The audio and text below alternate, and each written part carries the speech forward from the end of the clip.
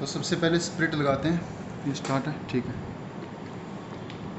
तो स्प्रिट से साफ़ करते हैं ताकि यहाँ पे कोई भी बैक्टीरिया, फंगस या कोई भी पैथोजेंस ना रहे।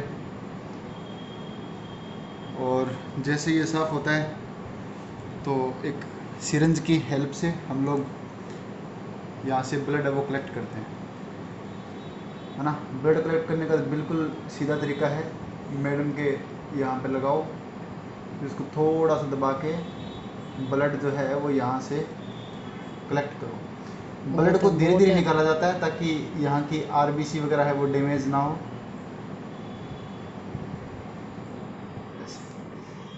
अब यहाँ से ब्लड निकाल लेते हैं, इनको कॉटन दे दो। अब ये हमारे पास ब्लड आ गया और इस ब्लड के अंदर सारी की सारी चीज़ें जैसे आरबीसीएस, डब्ल्यूबीसीएस, प्लेटलेट्स, ये सारी की सारी चीज़ें हैं वो ब्लड प्लाज्मा के अंदर प्रेजेंट है। तो अब सबसे पहले हमें क्या करना है, सबसे पहले हमें ये करना है कि ये जो ब्लड है, ब्लड का सीबीसी टेस्ट करना है ना। सीबीसी टेस्ट करने के लिए हम लोग इसको डायरेक्ट एक वाइल के अंदर डाल देते हैं और डाल के हम लोग सीबीसी मशीन के अंदर लगाएंगे, उसका टेस्ट करेंगे। और दूसरा हम लोग जो ब्लड जो है, ब्लड से किस तरह से ब्लड प्लाज्मा और ब्लड सीरम है वो तैयार किया जाता है, इस चीज़ पर भी हम लोग डिस्कस करेंगे। तो हमारे पास दो चीज़ें हैं। सबसे पहले हमें यदि सीबीसी टेस्ट करना है यानी कंप्लीट ब्लड काउंट टेस्ट करना है तो हमें क्या करना है, ये जो ब्लड है इस ब्लड को वाइल में लेना है और उस वाइल में लेके उसको डायरेक्ट सीबीसी एनालाइजर जो है वहाँ से उसका टेस्ट है वो कर लेना है।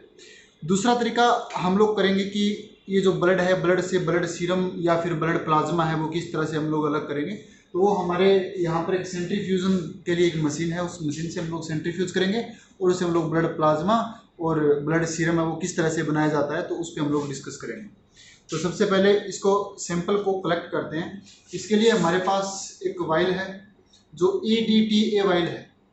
तो EDTA वाइल के अंदर आने के बाद जो ब्लड जो है वो कभी भी क्लॉट नहीं होता, क्योंकि EDTA जो होता है वो एक तरह से आर्टिफिशियल एंटी ब्लड कोगुलेटर होता है। तो कुछ ब्लड इसमें डाल देते हैं, इतने से हो जाएगा सीबीसी, ठीक है। और कुछ ब्लड है उससे हम लोग सेंट्रीफ्यूज करके ब्लड सीरम है वो प्राप्त करेंगे। तो ये हमने एक वाइल है EDTA वाइल। EDTA मतलब होता है एथिलीन डाई एमिनो टेट्राएसिटिक एसिड। तो ये EDTA वाइल में हम लोग इसमें डाल देते हैं। कई देर के लिए इसको हम लोग मशीन पे रखेंगे ताकि ये एक तरह से रोल हो सके। और हम लोग अलग से एक सैंपल, हमारे पास कुछ ब्लड अभी भी है, उससे हम लोग डायरेक्ट सेंट्रीफ्यूज में लगा के यहाँ से हम लोग ब्लड प्लाज्मा है उसको प्राप्त करेंगे, ठीक है।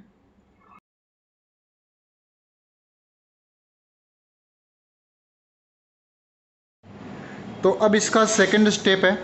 अब हम लोग क्या करते हैं, ये जो हमने ब्लड कलेक्ट किया था इस कलेक्ट को हम लोग इस सीबीसी एनालाइज़र मशीन के अंदर लगाते हैं। तो इससे क्या होता है, इसमें हम लोग सबसे पहले अपनी डिटेल या पेशेंट की जो डिटेल है उनको हम लोग यहाँ पे लगाते हैं और पेशेंट की जैसे ही डिटेल यहाँ पे भर लेते हैं तो उसके बाद में हम लोग इस सैंपल को इसके अंदर लगाएंगे। तो सबसे पहले इस सैंपल को मिक्स किया जा रहा है। मिक्स इसलिए करते हैं ताकि जो ब्लड है वो प्लाज्मा के साथ में पूरी तरह से मिल जाए। और अब यहाँ पर इसे इस मशीन के अंदर इस तरह से लगा दिया जाता है और अब यहाँ से रिज़ल्ट आएगा इस चीज़ का कि ब्लड के अंदर कितनी आरबीसीएस, डब्ल्यूबीसीएस या फिर TLC टोटल ल्यूकोसाइट काउंट और DLC जिसके अंदर सब चीज़ें आ जाएगी। और इसके साथ में हीमोग्लोबिन वगैरह सारी सारी जो डिटेल है CBC की तो वो इसके द्वारा आ जाती है। तो अब हमें वेट है इसका रिज़ल्ट आने में। तो यहाँ पर पूरा का पूरा ब्लड का एनालिसिस किया जा रहा है और अब थोड़े टाइम में इसकी डिटेल जो है पूरा जो रिज़ल्ट है वो इसका मिल जाता है।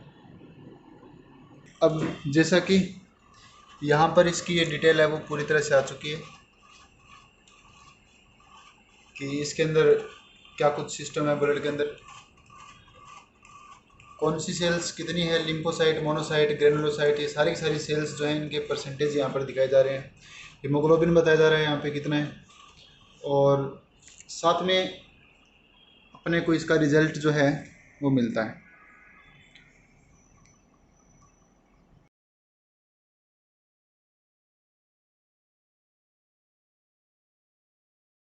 तो यहाँ पे अब सेंट्रीफ्यूज़न किया जाएगा जिसमें ब्लड से ब्लड प्लाज्मा को यानी कि ब्लड सीरम को अलग किया जाएगा RBCS से। तो अब यहाँ पर सेंट्रीफ्यूजन मशीन में इनको लगा दिया है और अब हम लोग ब्लड से ब्लड सीरम जो है उसको प्राप्त करेंगे।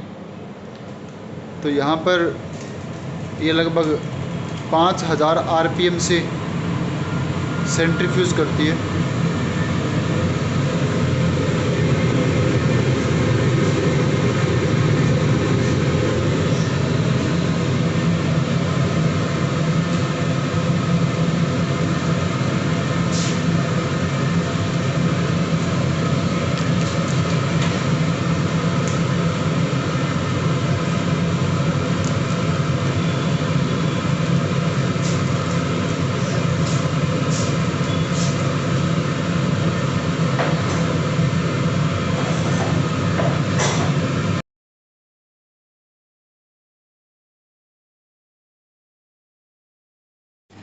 तो अब सेंट्रीफ्यूजन जो है वो कंप्लीट हो चुका है, यानी कि हमें ब्लड सीरम जो है वो मिल चुका है। तो अब हम लोग इस मशीन को ओपन करते हैं और ओपन करके यहाँ से जो सैंपल जो है उनको देखते हैं।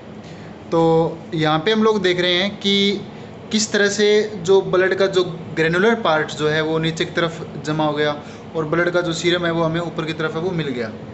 यहाँ पे भी आप लोग देख रहे हैं कि ब्लड का जो प्लाज्मा जो है या ब्लड का जो सीरम जो है वो हमें ऊपर की तरफ मिल गया है ना। तो ये ऊपर की तरफ है ब्लड सीरम जो एक तरह से येलो कलर का दिखाई दे रहा है, लाइट येलो कलर में।